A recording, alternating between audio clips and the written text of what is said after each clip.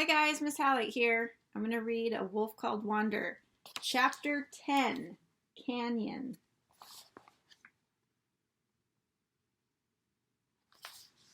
Okay. Another day passes and another, then my hunger wakes up before I do.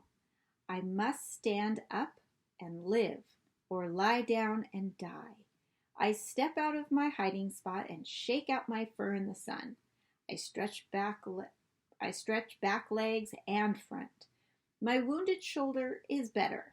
I wade along the rocky edge of the stream.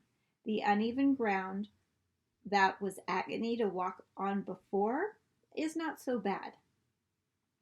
I smell for some sign of deer or elk that water here. My heart sinks even as I do. The whole time I lay hidden, nothing came to drink.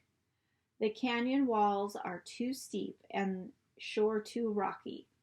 I can feel the loosened skin of my belly sway as I walk. Far above the canyon walls, I see the silhouette of a raven. I bark a call just because it has been so long since I had anyone to talk to. The raven calls back. She circles down and lands beside me. She has the same bare patch on her chest as my raven before. My raven. She struts the length of me, and I stand tall to show that I am stronger than when we first met. The rattling call of the kingfishers make both of us jump. It flies low over the stream. It keeps saying the same thing, over and over, loudly. It hovers like a tiny green bird on the prairie did. Then it dives into the water and emerges with a fish. Good trick. I am hungry. Just as I'm considering what a wolf could do to persuade a bird to give up her kill, my raven takes off, circling upward, then swoops down the stream. She is twice the kingfisher's size. She knocks it sideways and drops the fish. The raven dives quickly as a darting dragonfly and snatches the fish before it hits the water. Great trick! I am so hungry. My raven lands by my side and makes an offer to share her food. But the fish is small. I move down to a quiet pool where I do not have to hear her, and the kingfisher yells at each other over less than a mouthful of fish. I drink. There is something in the water. Something big. I cannot smell it, but I can see it moving. Speckled blue against the speckled gray stones in the stream.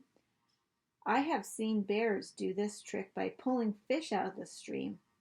I crouch stare at the water. I do not know how deep the water is. I only know that I am hungry. A bear can lift a fish from the water with one slap. I give it a try, but the water is too deep. The fish makes a dash for cover. I jump in, jaws open, and hopes high. I think that's the kingfisher right there.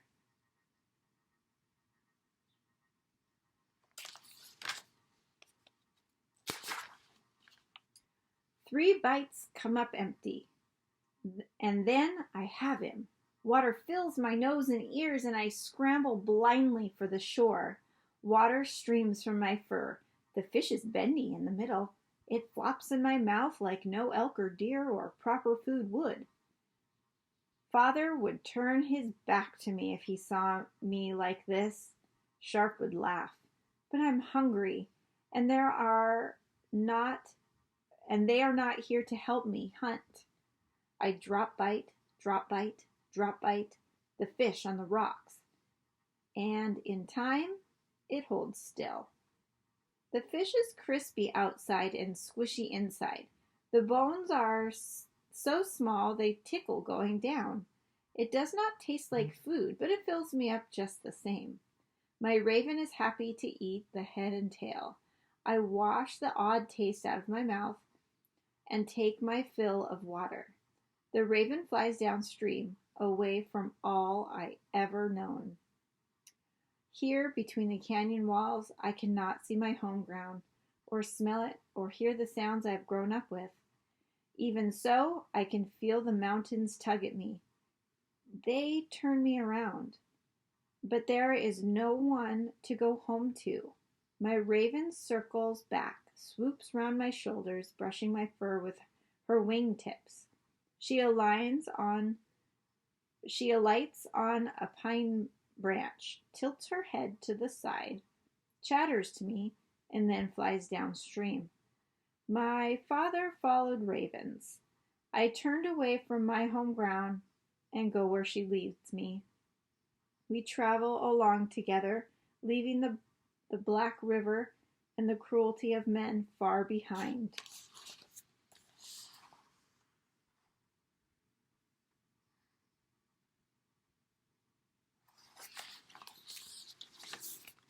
We look for springs and trickles and pools of water where I can hunt what comes to drink. My raven is always at my shoulder, ready to share the meat I have opened, whenever it is fish or rabbits or striped-tailed raccoons. Everything here is different. The smell of the wind, the color of the dirt. I smell for elk, but there are none. I listen for the howls of a pack that might take me in, but at sundown I only hear the thin voices of crickets and toads. When I turn to search the horizon for my home ground, I cannot even see the mountains. I know where they should be, but I cannot see them. This open land has nothing to break it. No trees, no rivers, and no border marks of wolves. Everywhere I look, it smells the same. The ground is not completely flat. There are bumps, gullies, slowly rising land with stripes of rusty and sand-colored dirt, gently falling land with more streaks of black, brown, and red. The wind is so dry, the skin of my nose cracks.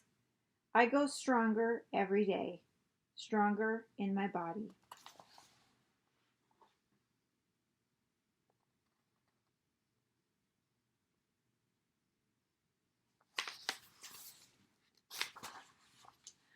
But the farther I get from the mountains, the harder it is to hold up my tail.